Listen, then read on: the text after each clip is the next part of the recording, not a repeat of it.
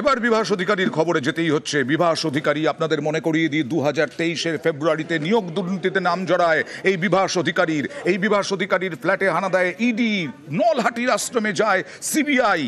এই বিভাস অধিকারী গতকাল গ্রেফতার হন, ছেলে সহ নকল থানা করেছেন নয়ডায়। বিরাট ব্যাপার, হোর্ডিং বিরাট ব্যাপার। এই নলহাটির আশ্রম বিরাট প্রাসাদের মতো, সেটাই নাকি বাড়ি, সেইখানে হানা দিয়েছিল সিবিআই। কদিন ধরে নয় বলতে পারবো না, আমি স্টাফ নয়, আমি এখানে স্টাফ কেউই নাই। কেউ নাই না, কারো আসবে না, রান্না করা আছে। ওনার কদিন ধরে নেই এখানে বলতে পারবো না, বুঝি আমরা স্টাফ না, 16-20 স্টাফরা পালিয়েছে। আর দেখা গেল এই নকল থানার উপদেষ্টা বোর্ড রয়েছে। উপদেষ্টা বোর্ডে কারা? অবসরপ্রাপ্ত আইপিএস, অবসরপ্রাপ্ত বিচারপতি, আইপিএস, আইনজীবী, তারা সবাই এখানে নাম করে ওখানে রয়েছে ওয়েবসাইটে।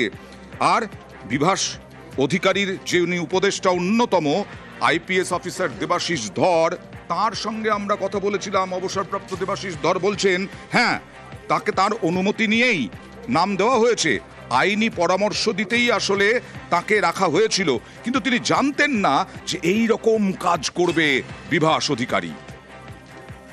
আপনার অনুমতি নিয়েই নামটা ওখানে দেওয়া হয়েছিল। পুরো জিনিসটাই হচ্ছে একটা এনজিও করার আগে এরকম বোর্ড ওরা গঠন করলে কারো নাম রাখতেই পারে, সেটা কোনো ইয়ে নয়, কিন্তু তাদের কার্যকলাপ সম্পর্কে আমার কোন রকম কোনো আইডিয়া নেই, এবং ওরা কোথায় থাকতো কি করতো সেটাও আমি জানি না। আপনি কোন রকম খোঁজ খবরও নেননি যে বিভাস অধিকারী কি করছেন না করছেন? বলেছি শুধু যেটা করেছিল ওটা সরকারি অনুমতি নিয়েই করা, ঠিক আছে, ওর মধ্যে কোন রকম আইনি জটিলতা নেই, ওটা আমি ক্লিয়ারলি বলতে পারি, নাহলে আমি কোনোদিনই সারিয়ে দিতাম না। আইনি উপদেষ্টা হিসাবে ছিলাম, কোন রকম ভাবে মানে আমাদের কারোরই কোনো যোগাযোগ নেই। রেন্ট এগ্রিমেন্ট ওটা পাঠিয়েছিল, সেটা ওরা অফিস হিসাবে নিয়েছে। এই অফিসে তারা কি কার্যকলাপ করতো, এটা কতকে চিট করেছে বা আদৌ চিট করেছে কিনা সম্পর্কে আমি নো আইডিয়া।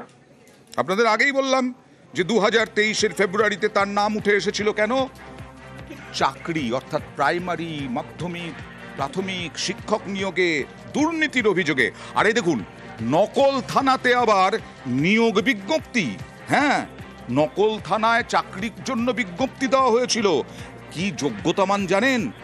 এই নকল থানায় যারা কাজ করবেন এলএলবি পাস হতে হবে, 5 বছরের অভিজ্ঞতা থাকতে হবে, বার কাউন্সিলর মেম্বার হতে হবে।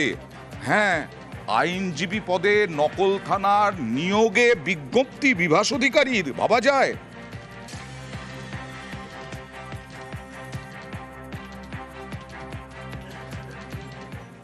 আর এই বিভাস অধিকারীর ওখানেই শুধু নয়, নয়ডাতেই নয়, এই ফুলবাগানেও বিরাট হোর্ডিং, সেখানে ফ্ল্যাট ভাড়া নিয়ে নকল থানা। ফুলবাগানেও নকল থানা, ফ্ল্যাট ভাড়া নিয়ে নকল থানা চালাচ্ছিল। সেখানে নাকি অস্ত্র হাতে প্রচুর লোক আসা যাওয়া করত। আমরা এই গ্রেফতারির খবর দেখালাম, তারপরেই হোর্ডিং বদল হয়ে গেল। সেখানে এনজিওর নামে হোর্ডিং হয়ে গেল, আবার নতুন বোর্ডও সরে গেল। বিভাস সহ 5 জনের গ্রেফতারির পরেই সাগরেদরা কতটা সক্রিয় তার মানে বুঝতেই পারছেন। এটা ন্যাশনাল পুলিশ অফিসার, এখানে ওই ইনফরমার সব। হ্যাঁ, ও দিল্লি গেছে, স্যার দিল্লি গেছে, নতুন এসে 1 মাস হচ্ছে, ওই তো বোর্ড লাগাই আছে। এই বোর্ডটাই কি ছিল না বোর্ডটা অন্য বোর্ড? না, এই বোর্ডই ছিল। হ্যাঁ, কিছুদিন আগে বোর্ড লাগলো, গাড়ি আসছে যাচ্ছে, ছোট আর্মস নিয়ে লোক আসছে, একজন পাগড়িওয়ালা পাঞ্জাবি আসতো, মাঝে 7 দিন 10 দিন ওরা ছিল না, আবার হঠাৎ উদয় হলো দেখলাম। তো কারণ নামে চিনব না, কয়েকজন আসতো প্লেন ড্রেসে, হাতে একটা ছোট আর্মস নিয়ে আসতো। তার সাথে ওই যার নাম আপনারা বলছেন হয়তো সেই হতেও পারে।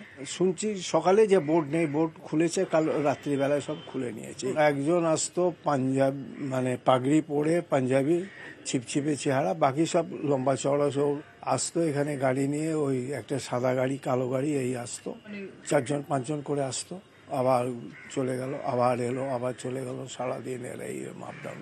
দেখলাম একটা বোর্ড লাগলো এই পর্যন্তই, মাসখানেক হবে। স্থানীয় মানুষ অনেকেই বলতে চাইছেন না, ভয়ে এখনো ভয় পাচ্ছেন, কারণ বিভাস অধিকারী আসতেন। হ্যাঁ, বিভাস অধিকারী মাঝে মধ্যেই আসতেন, নীলবাতির গাড়ি লাগিয়ে আসতেন, নিরাপত্তা রক্ষী ছিল, মানে অস্ত্র হাতে সাগরেদ ছিল। উনি এখানে খুব একটা বেশি এখনো অবধি থাকেন তো কোনোদিনই নি, বলেছিলেন থাকবেন, কিন্তু এখনো অবধি উনি থাকেননি। মোস্ট অফ দ্য টাইমই উনি ওনার পুরনো যে জায়গা সেখানটাতেই রয়েছেন। বেশিরভাগই উনি সন্ধ্যের দিকে আসেন, মানে 3-4 নাগাদ আসেন, ওই সন্ধ্যা 7-8 অবধি থাকেন, আবার চলে যান। আর যখন উনি এসছিলেন তখন উনি বলেছিলেন পার্সোনাল ইউজের জন্য এই জায়গাটা ইউজ করবেন। ডিসিবিআই যখন তলব করেছিলেন বলে আমরা নিউজে পড়েছিলাম, মানে ওনাকে ভাড়া দেওয়ার আগে, কিন্তু তাতে ওনার কোনো রকম কিছু প্রুভড হয়নি। সেকেন্ড ফ্লোরে অফিসে যারা আছে তাদের সঙ্গে আজকে অফিস টাইমে কথা বলে তাদেরকে অফ করিয়ে বন্ধ রাখবো। এ তো বিরাট জালিয়াত। শুধু নয়ডা, শুধু ফুলবাগান নয়, একেবারে নকল থানার চেন খুলে ফেলেছিলেন বিভাস অধিকারী। মানিকতলাতেও নকল থানা খোলার ছক ছিল। অফিস খোলার নামে নভেম্বরে ফ্ল্যাট ভাড়া নেন, জুনে মানিকতলা ছেড়ে ফুলবাগানে ভুয়ো থানা, নীলবাতি লাগানো গাড়িতে যাতায়াত বিভাসের।